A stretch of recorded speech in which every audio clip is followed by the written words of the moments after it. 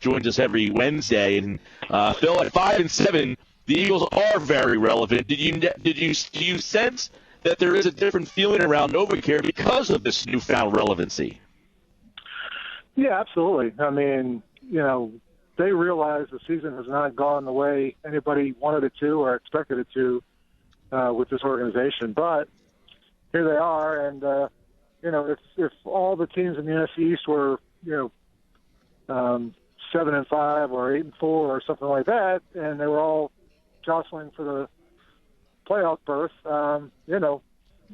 that would be more impressive to everybody else, but it wouldn't be any different for the players. I mean, with these 4 games left, if they can win 3 of them or all 4, they can win the NFC East.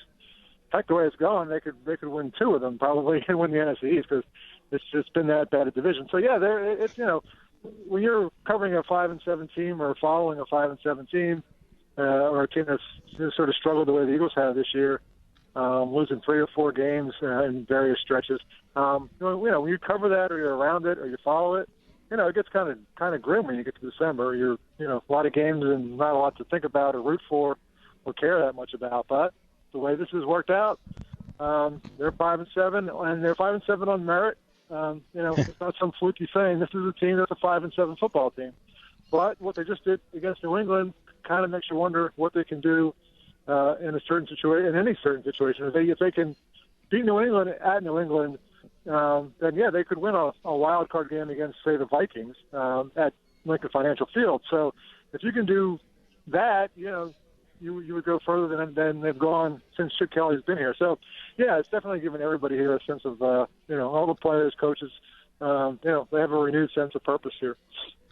Which is good because the gloom and doom from the previous 3 weeks was really, a cloud over top that team. It's good to kind of get away from it until one was created again. DeMarco Murray, obviously a big story today at the press conference. I don't know that Chip got a question about anything other than that today.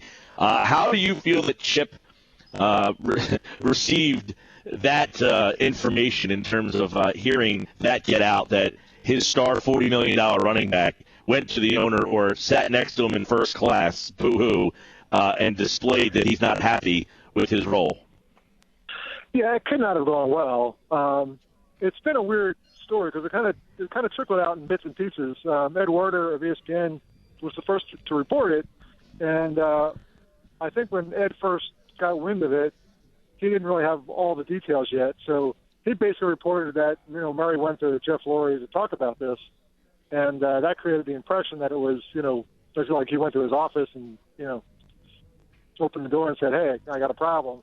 And then as Ed reported further on it, he learned that, hey, it was more like the flight back and they sat near each other and, Murray talked to Lurie about it. I mean, we don't know if Lurie asked DeMarco and, hey, we just beat the Patriots, but I know you only had 8 carries and, how you doing? Are you okay? And I mean, it could have been that way because Lurie's like that. He's an aware guy. He knows what's going on around his team fairly well. And I'm sure Murray wasn't hiding. And when he signed here, it's pretty clear that he talked to Kelly but he also talked to the owner. I mean, he talked about what the vision was here, what they were trying to do, and where he would fit into that.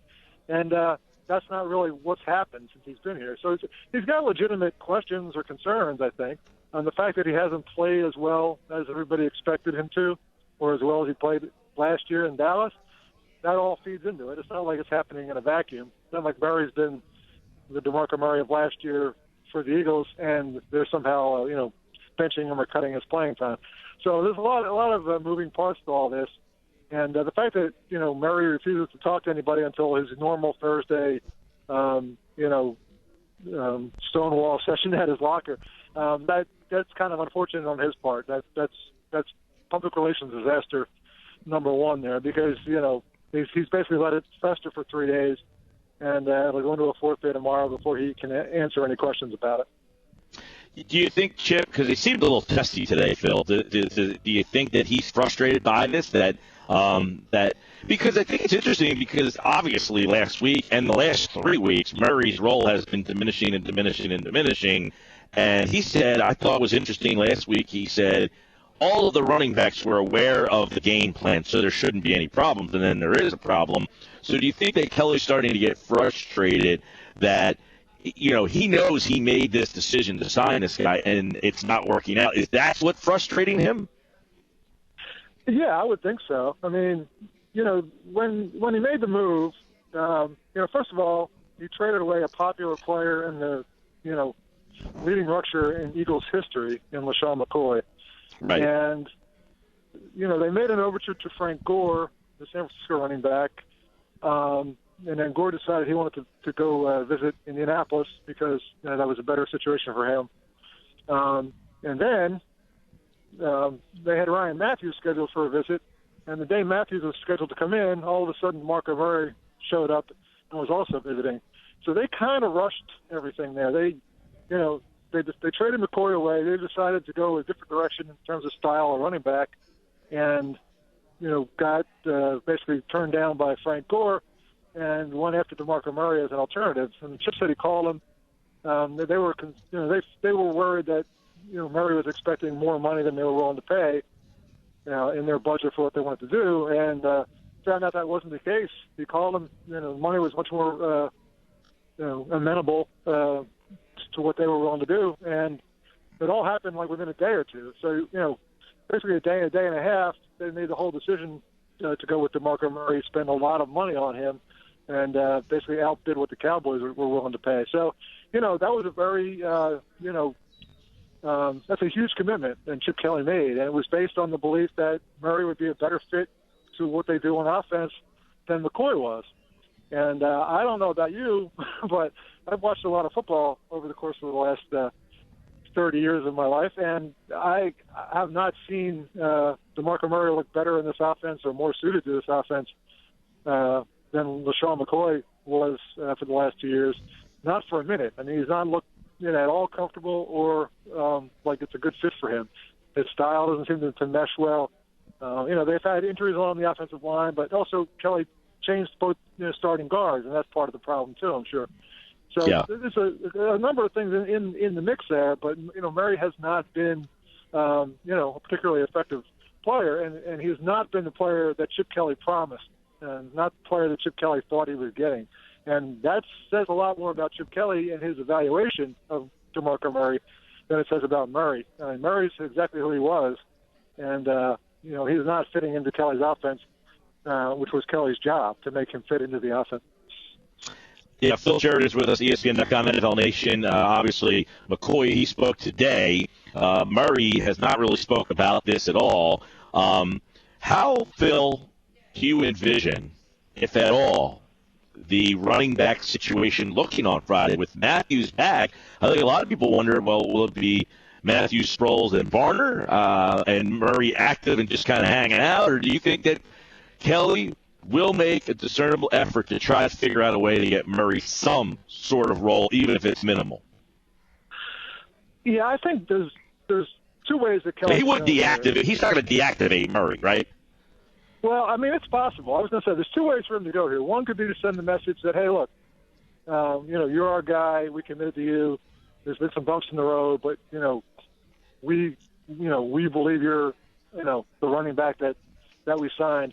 If he decides to send that message, then he will have DeMarco Murray start this game and give Murray a more typical workload. Give him a full complement of opportunities to do something, the home crowd, LaShawn McCoy on the other sideline, and be a great chance for DeMarco Murray to really kind of make a statement. And if he gives him that opportunity, that'll kind of tell you that Kelly wants to try to make this thing diffuse it as best he can.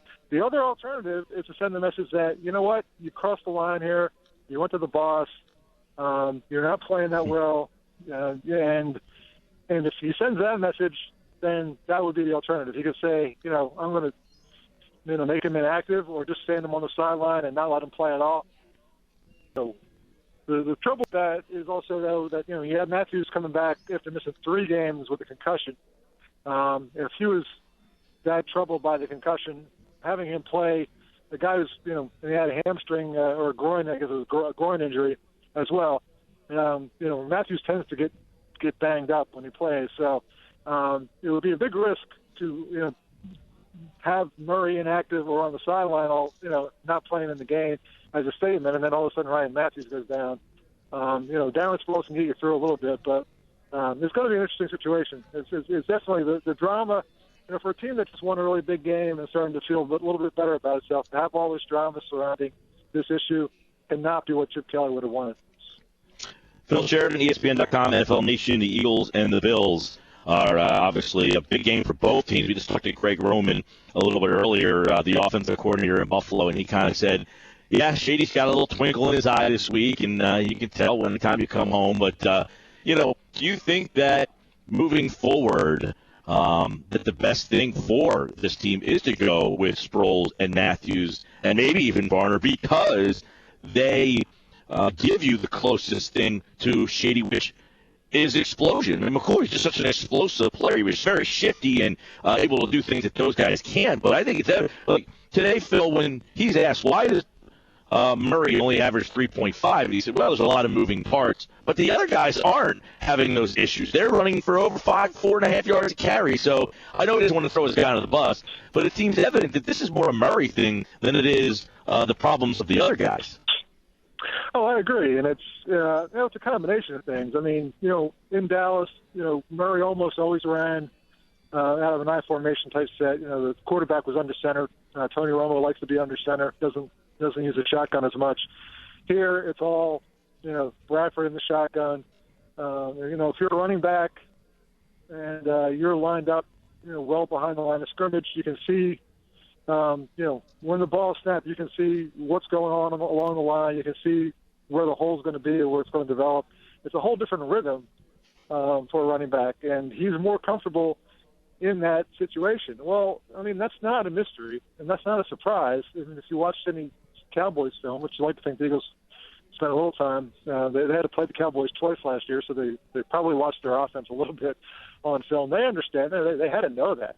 I mean, Kelly said that, when they brought Murray in and were discussing, signing him, and he was just deciding what to do, so they didn't talk about it. They talked about him fitting into what they do.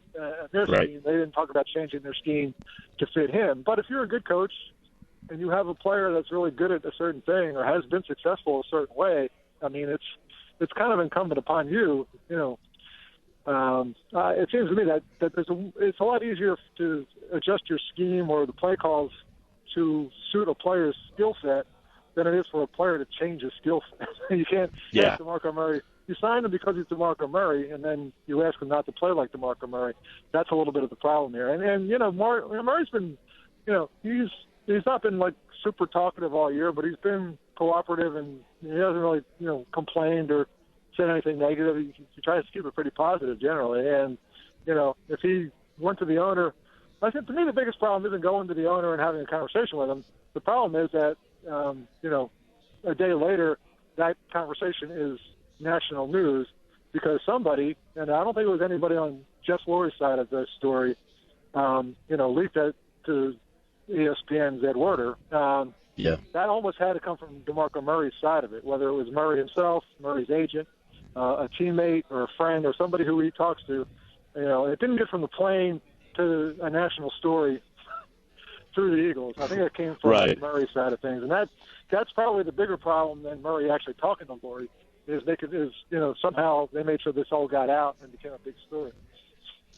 Well, revisionist history. Maybe Murray would be better off still in Dallas, and McCoy or the Eagles would be better off here in Philadelphia. McCoy seems to be okay up there. Phil Sheridan, ESPN.com. He's at Sheridan Scribe. Always good to catch up with Phil on this Wednesday edition, and we appreciate you moving up a half hour, pal.